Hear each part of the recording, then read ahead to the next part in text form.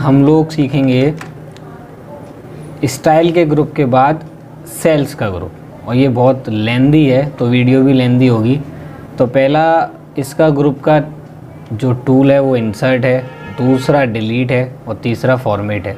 तो पहले इन तीनों को सिखाने से पहले मैं एक टॉपिक बना लेता हूँ, सेलेक्ट कर लेता हूँ कोई डेटा को, कोई भी रैंडम नंबर लेकर के एंटर, कंट्रोल एंटर। अब ये नंबर बने बनाए हैं। अब मैं चाहता हूँ कि ये इंसर्ट का टूल इस पे यूज़ करूँ। तो देखो कैसे यूज़ करते हैं। अगर हमारा डेटा कोई बना हुआ हो, जैसे ये कॉलम ई का है और ये रो हैं, अब मुझे ई के कॉलम से पहले एक कॉलम खाली चाहिए, तो मुझे क्या करना चाहिए, इस ई के कॉलम को सेलेक्ट करना चाहिए, पूरा सिलेक्शन हो जाएगा कॉलम का, और आपको सीधे जाना चाहिए इंसर्ट के पास, और यहाँ आपको बटन मिलेगा यानी कि ऑप्शन मिलेगा इंसर्ट शीट कॉलम। तो ये ऑप्शन तभी खुलेगा जब आप पूरे कॉलम को सेलेक्ट करेंगे, पूरा अगर कॉलम सेलेक्टेड नहीं होगा तो ये नहीं खुलेगा। तो इंसर्ट शीट कॉलम पे क्लिक कर दीजिए तो एक खाली कॉलम मिल जाएगा, बिल्कुल एकदम खाली, एक कदम पीछे ऐसे आ सकते हैं। तो अब मैं ये चाहता हूँ कि ये चीज़ मेरी रो के साथ भी हो जाए, तो रो के साथ में भी कर सकते हैं। तीसरे नंबर की रो के बाद एक कॉलम, एक रो चाहिए, तो हमको तीसरा नंबर पहले सिलेक्शन करना पड़ेगा, फिर कहाँ जाना है, सीधे इंसर्ट के पास। फिर अब देखो इंसर्ट शीट कॉलम तो बंद हो गया, अब आया क्या, इंसर्ट शीट की रो। तो अब हम शीट पे की रो पे क्लिक कर देंगे तो रो एक इंसर्ट हो जाएगी। अगर आपको खाली रो चाहिए तो आप इंसर्ट पे जाके रो को इंसर्ट करो, और अगर आपको कॉलम चाहिए तो इंसर्ट में जाके आप इंसर्ट कॉलम करो। अगर आपको कॉलम भी नहीं चाहिए, रो भी नहीं चाहिए, मुझे तो एक शीट चाहिए। ध्यान से देखिए, नीचे शीट दिख रही होंगी, sheet number 1, sheet number 2, sheet number 3। तो अगर आप इसके बटन के जस्ट बगल में जाएँ तो ध्यान से देखना, इस बटन पे क्लिक करने से और शीटें आती हैं, शीट नंबर 4, 5 ऐसी आती चली जाएंगी। तो हम क्या करेंगे, हम यहाँ जाएंगे इंसर्ट के पास, और इस पर नीचे सबसे लास्ट में ऑप्शन मिलेगा इंसर्ट शीट। अब देखो ध्यान से, नीचे आके शीट नंबर 5 आ गई होगी। ऐसे ही अगर और भी हम लेना चाहते तो इंसर्ट पर जाएंगे और इंसर्ट शीट कर देंगे। तो अब ना कॉलम मिलेगा खाली, ना रो मिलेगी खाली, सीधे क्या मिलेगा, शीट मिलेगी। अगर मैं चाहूँ कि अब मुझे ना कॉलम दो, ना मुझे रो दो और ना मुझे शीट दो, मुझे तो एक खाली सेल एड्रेस दे दो, खाली एक सेल दे दो। C7 मेरा सेल एड्रेस है फ़िलहाल में, और मैं यहाँ पे एक खाली सेल मंगाना चाहता हूँ। मैं जाऊँगा सीधे इंसर्ट के पास। अब मेरे पास देखो ऑप्शन रो का ख़त्म हो गया, कॉलम का ख़त्म हो गया और शीट का ख़त्म हो गया, एक ही ऑप्शन बचा है इंसर्ट सेल। देन टिक कर दीजिए और ओके कर दीजिए। ये ऑप्शन आपका क्या काम करके दे रहा है, आपको एक खाली सेल एड्रेस ला के दे रहा है, बिल्कुल खाली, चाहे डेटा नीचे शिफ्ट हो चाहे ऊपर शिफ्ट हो, ये फ़र्क नहीं पड़ता। अगर इसका उल्टा कर दो कि मुझे अब कॉलम नहीं चाहिए, मुझे हटाना है कॉलम, तो आप उस कॉलम को सेलेक्ट करेंगे, सेलेक्ट करने के बाद सीधे डिलीट के बटन पर जाएंगे। इसका जस्ट अपोजिट बटन है वो, इंसर्ट माने होता है लाना, तो डिलीट माने होता है हटाना या जाना। तो देखो डिलीट पे जाओ, आपको वही ऑप्शन को मिलेगा दोबारा से इंसर्ट शीट कॉलम, और इस पर टिक कर देना है बस। टिक करने के बाद आपका ये कॉलम डिलीट कर दिया जाएगा। अगर आपको कॉलम नहीं चाहिए, रो, तो इसी प्रकार से रो के साथ में भी करके देख लो। पहले तो पूरी रो को सेलेक्ट कर लीजिए, फिर आप जाइए डिलीट के पास और यहाँ डिलीट शीट रो को क्लिक कर दीजिए, आपकी रो भी फिनिश हो जाएगी। इसी प्रकार से अगर मैं चाहता हूँ कि मुझे सेल भी नहीं चाहिए, तो आपको फिर डिलीट पे जाना है और डिलीट सेल पे क्लिक कर देना है और ओके कर देना है, आपका सेल भी गायब हो जाएगा। और इसी प्रकार से फिर बता रहा हूँ, ये शीट भी नहीं चाहिए, शीट नंबर 5 वाली, तो इसको सेलेक्टेड ऑलरेडी कर रखा है, पूरी सेलेक्ट करने की आवश्यकता नहीं है। डिलीट पे जाओ, सबसे लास्ट का ऑप्शन होगा डिलीट शीट, डिलीट कर दो। क्या सीखा इससे कि कोई भी चीज़ जैसे कॉलम हो या रो हो या सेल हो या शीट हो, तो इंसर्ट करना वो इस वाले ऑप्शन के पास है। अगर इसका उल्टा करना है, डिलीट करना है या तो कॉलम पूरा या एक पूरी रो या पूरा एक शीट या एक सेल, तो वो डिलीट के ऑप्शन के पास है। अगला टॉपिक किसके ऊपर दिया गया है, और पहले मैं इन दोनों की शॉर्टकट की बता देता हूँ जो सिंपल होती हैं। आप जिस कॉलम को सेलेक्ट करेंगे, अगर आपको एक कॉलम चाहिए तो कीबोर्ड से कंट्रोल+ दबा दीजिएगा। कंट्रोल+ दबाते ही आपका कॉलम खाली आ जाएगा। अगर आप जितनी बार कंट्रोल+ दबाएंगे उतनी बार आपका खाली कॉलम आता जाएगा। और जस्ट अपोजिट कर दो इसका, प्लस का अपोजिट माइनस होता है, तो कंट्रोल- से ये बेचारे चले जाएंगे, तो ये डिलीट हो जाएंगे। ऐसे ही अगर रो के साथ करोगे सिमिलरली यही करना, कंट्रोल प्लस से आएगा और कंट्रोल माइनस से जाएगा। और सेल के साथ में भी यही कर सकते हैं, परंतु शीट के साथ ऐसा नहीं कर सकते, कंट्रोल माइनस या कंट्रोल प्लस का बटन नहीं यूज़ कर सकते, पर सेल के साथ में, कॉलम के साथ में और रो के साथ में अवश्य कर सकते हैं। उसके साथ में अब देखो इंसर्ट हो गया प्लस का चिन्ह तो डिलीट हो गया माइनस का चिन्ह। अब बात करता हूँ फॉर्मेट की, इसको ध्यान से समझना। फॉर्मेट में सबसे पहला टूल होता है रो हाइट का, ऑटो फिट रो हाइट का, कॉलम विड्थ का, ऑटो फिट कॉलम विड्थ का। रो हाइट क्या होती है? रो का मतलब होता है ये 1 2 3 वाली रो कहलाती हैं। अगर मैं इसको इस रो को जिसमें मैं कर्सर रख रहा हूँ 6 वाली पे जाता हूँ, फॉर्मेट में जाता हूँ, रो हाइट पे जाता हूँ और देखो ये एक्सेल मुझे देता है कि तेरी जो अभी रो सेलेक्टेड है वो ये 500 वाला सेल का वो 14.4 की है। तो अगर तू बढ़ाना चाहता है, मैं चाहता हूँ 20 कर दो इसको, और जैसे मैं ओके करूँगा इसकी जो कैपेसिटी वो बढ़ जाएगी, अपनी कैपेसिटी अपने आप बढ़ा देगा वो, क्योंकि मैंने उसको 20 की दी है। और अगर मैं उसको कम करके दूंगा कि रो हाइट को 14.7 से भी कम करो, मैनुअल डाल रहे हैं वो हम हाथ से टाइप कर रहे हैं और 12 पे लगा देते हैं 2 पे और देन प्रेस ओके। तो अब ये सिरिंज नहीं होगा, ये शिंक हो जाएगा, छोटा हो जाएगा। इस प्रकार से हम माउस से भी कर सकते हैं। ये चीज़ हम एरो को पकड़ेंगे और ये खींच देंगे, ये हो रही है हाइट बढ़ रही है। और अगर हम इसको हाइट को कम करना है तो ये यहाँ से बढ़ रही है। और अगर यही चीज़ अब मैं ऑटो को बोलूँ कि अपने आप हो जाए, मेरे को ना करना पड़े, तो दोनों शीट के ये सेल एड्रेस हैं जो रो हैं उनको दोनों को सेलेक्ट कर लो कीबोर्ड से शिफ्ट को दबा करके, फिर जाना है सीधे आपको फॉर्मेट पे और ऑटो फिट कर देना है, अपने आप सेलेक्ट के सेक्शन अप्लाई हो जाएंगे। इसी चीज़ को हम कॉलम पे भी इम्प्लीमेंट कर सकते हैं। कॉलम जब बड़े होते हैं तो या तो तुम ऑटो कर लो, तो जैसे ये कॉलम है ई, मैं इसको ऑटो करना चाहता हूँ, अपने आप ये सेट हो जाए जितनी इसकी सेल एड्रेस की विड्थ है, तो मैंने गया ऑटो फिट कॉलम विड्थ पे, ये अपने आप सेट हो गया। ये चीज़ तो अच्छी है। इसी प्रकार से हम लोगों को सबके ऊपर अप्लाई करना है तो सब सेलेक्ट करने पड़ेंगे, पर टॉपिक नहीं, कॉलम। शिफ्ट का बटन दबाए रखिए, राइट एरो दबाइए, सेलेक्ट हो जाएंगे। उसके बाद सीधे जाइए फॉर्मेट के पास और ऑटो फिट कॉलम को अप्लाई कर दीजिए, आपका काम खत्म। जितने वो सेल हैं और जितनी उसकी चौड़ाई है उसके हिसाब से वो फिट हो गए अपने आप ही। और वो अगर वो पहले थे वो फिट नहीं थे, अब वो फिट हो गए हैं। इसी चीज़ को हम ऑटो फिट बोलते हैं। डिफ़ॉल्ट फिट का मतलब क्या है? अगर आपने बोला कि ये डिफ़ॉल्ट रखना है तो जब भी आप एक्सेल की शीट खोलेंगे तो ये बी से लेके आई तक का कॉलम ये ऐसे ही लगा हुआ मिलेगा जैसे ही 500 पे लगा हुआ है, तो मैं अभी डिफ़ॉल्ट नहीं लगा रहा हूँ। अगला आता है हाइड अनहाइड, जिसे विजिबिलिटी इंग्लिश में बोला जाता है। हाइड माने होता है छिपाना और अनहाइड माने होता है दिखाना।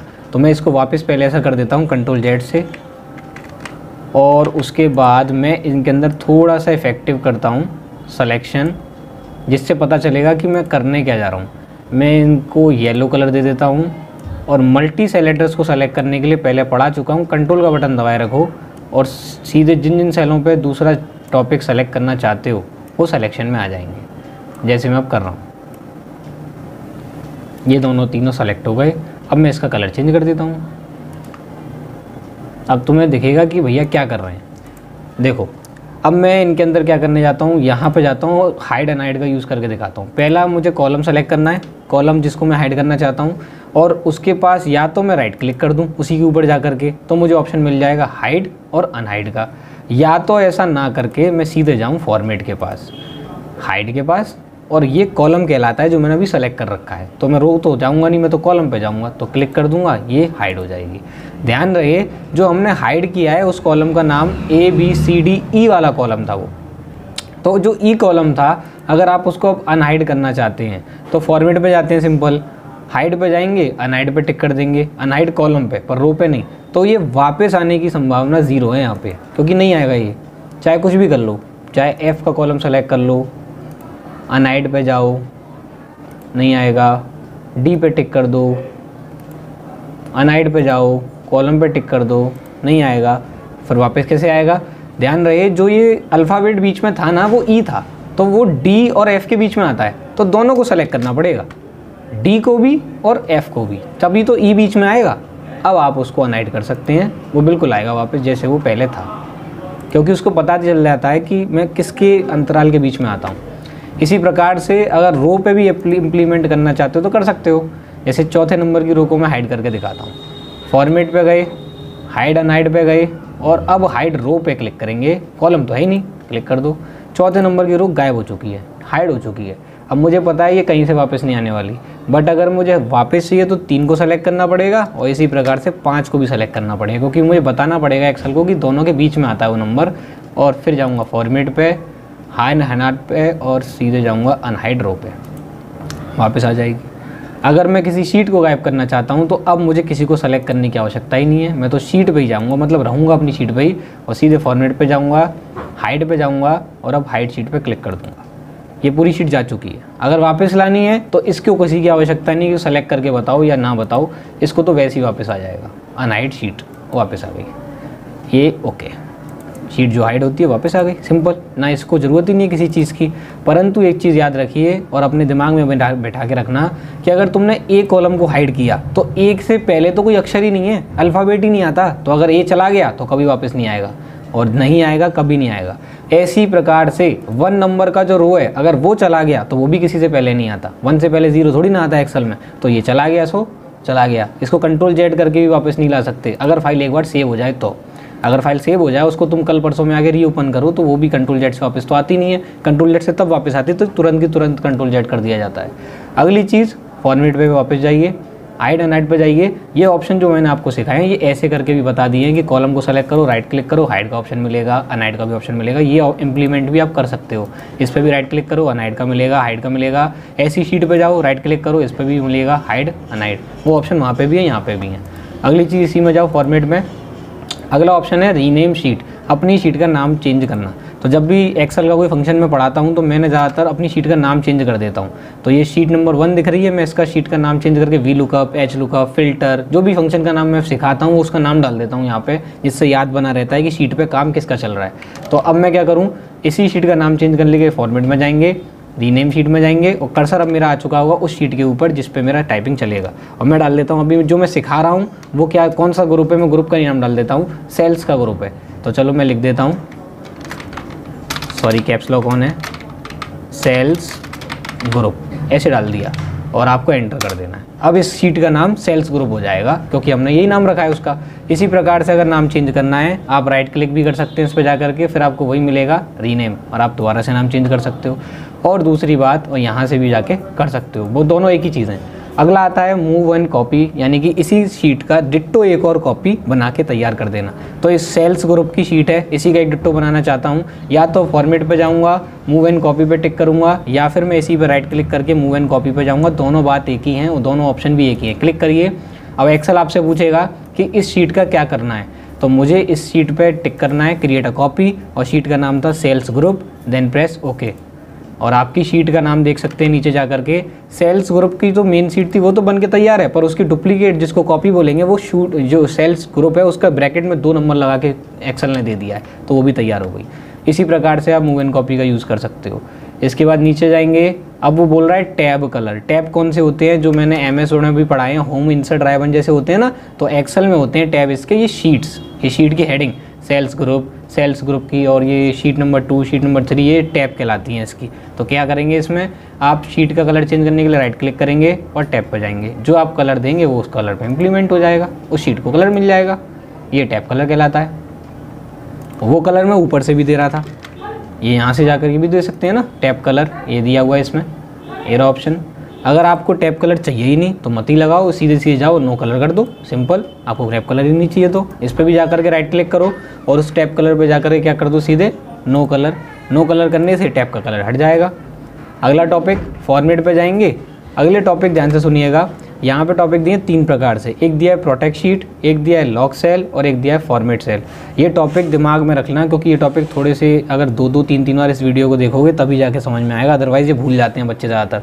प्रोटेक्ट शीट का काम क्या होता है, प्रोटेक्ट शीट का काम होता है पूरी शीट को पासवर्ड दे देना, कोई भी शीट छेड़ ना पाए। तो हम लोग देखो प्रोटेक्शन शीट पर जाएंगे, 1 2 3 एंटर, 1 2 3 एंटर। मैं फ़िलहाल मैं छोटा सा पासवर्ड दे रहा हूँ एग्जांपल को देने के लिए। अब मैं शीट पे पासवर्ड लगा हुआ है, मैं कोई भी सेल नहीं छेड़ सकता क्योंकि पूरी शीट लॉक है। अब मैं कुछ टाइप करके देखता हूँ, लॉक है। बाहर कुछ टाइप करके देखता हूँ, पूरी शीट ही लॉक है। कोई भी पासवर्ड लगा दिया है तो वो लॉक्ड है, अब वो ने पासवर्ड प्रोटेक्शन दे दिया है। तो इसी प्रकार से सेल तो लॉक है, पर क्या टूल भी लॉक है, तो हाँ टूल भी लॉक है। दिख रहा होगा हाइड हो गए हैं सारे के सारे टूल, अनहाइड थोड़ी ना है, हाइड है। इसी का दूसरा ऑप्शन इसी में ले लीजिए, फॉर्मेट पे वापस जाइए अब ऑप्शन वहाँ लॉक का नहीं मिलेगा, प्रोटेक्ट का नहीं मिलेगा, अनप्रोटेक्ट का मिलेगा। टिक कीजिए। अब पासवर्ड आपसे पूछेगा, एक्सेल की पासवर्ड क्या था इसका, पासवर्ड नहीं भूल सकते बाबूजी, पासवर्ड भूल गए तो एक्सेल की शीट से हाथ धोना पड़ेगा। अगला चीज़ फॉर्मेट पे जाइए दोबारा से, प्रोटेक्शन तो सीख गए, बट अगर अब बात करूँ मैं इस लॉक सेल की तो ये क्या चीज़ होती है, तो लॉक सेल बताता हूँ। सबसे पहले अब हमारा मालिक या एम्प्लॉय जो भी है वो ये कहता है कि जो मैं काम कर रहा हूँ जिस सेल पे उसमें पासवर्ड लगा, पूरी शीट पे पासवर्ड मत लगा, जिस पे मैं काम कर रहा हूँ उस पे पासवर्ड लगा, बाकी पे काम पे पासवर्ड मत लगा।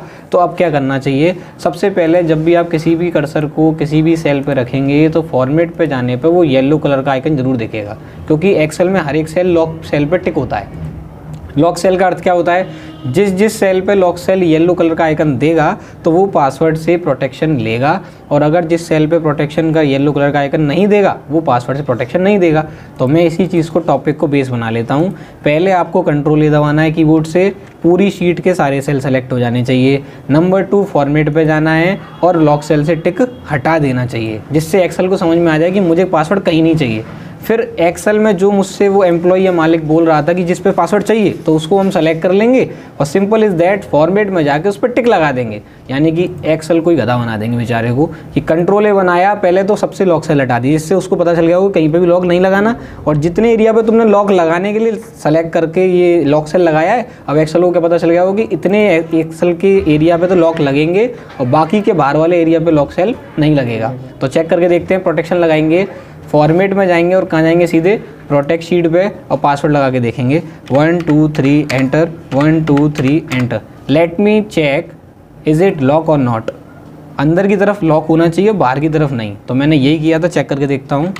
अंदर तो पासवर्ड प्रोटेक्टेड है, मैं कुछ नहीं कर सकता, बट अगर बाहर जो उसने बोला था कि नहीं होना चाहिए, बाहर वो कुछ हो रहा है कि नहीं हो रहा है, ये टाइपिंग बाकायदा चल रही है। तो मेरे को जो समझाना था वो मैंने समझा दिया कि इतना एरिया पासवर्ड प्रोटेक्टेड होना चाहिए और बाहर का नहीं होना चाहिए, जो उसने बोला था मैंने कर दिया। दूसरी बात, इसी का पासवर्ड हटाना है तो पहले आप जाएंगे अनप्रोटेक्ट के पास, पासवर्ड डालेंगे जो आपने डाला था। अब पासवर्ड डाल दिया है तो सारा पासवर्ड हट चुका है। फिर आप दोबारा से क्या करेंगे, कंट्रोल ए दबा देते हैं, क्योंकि मुझे पासवर्ड सब पे लगाना है तो लॉक सेल पे भी टिक लगाना पड़ेगा सबके लिए। अब लॉक सेल सब पे लग जाएगा, तो लॉक सेल सब पे लगने का मतलब क्या हो गया, प्रोटेक्शन पूरी शीट पे आएगा। अब मालिक क्या बोल रहा है, उल्टा, कि पूरी शीट के अंदर पासवर्ड लगा दे और इतना एरिया छोड़ दे। अब उल्टा काम बोला जा रहा है, पहले वो बोल रहा था कि इसे पासवर्ड लगाओ बाकी का बाहर मत लगा, अब उल्टा क्या बोल रहा है, इस पे पासवर्ड मत लगा बाकी के बाहर पे लगा। तो उल्टा कैसे करेंगे, अब हमें कंट्रोल ए दबाने की कोई आवश्यकता नहीं है, बस अपना एरिया सेलेक्ट कर लीजिए और एक्सेल को बता दीजिए कि मुझे अब इस पे पासवर्ड नहीं चाहिए। तो लॉक सेल से टिक हटा दो यहीं से सेलेक्ट करके इतने एरिया पे और पासवर्ड लगा के देख लो, आपका काम सक्सेसफुली हो जाएगा। अब चेक करके देखिए, अंदर तो पासवर्ड नहीं होगा, नहीं है, बाहर पासवर्ड होगा, कुछ भी टाइप नहीं हो पा रहा। दैट मीन्स वो काम हो चुका है जो वो बोल रहा था। और लास्ट टॉपिक है हमारा, मैं इसको प्रोटेक्शन पे हटा देता हूँ, 1 2 3 एंटर और कंट्रोल ए दबा के लॉक सेल पे ज़रूर टिक करना, जिससे ये जो टिक है वो लगा रहे और जो भी बंदा आगे चल के कोई एक्सेल की शीट पे काम करे तो उसको प्रोटेक्शन मिल जाए।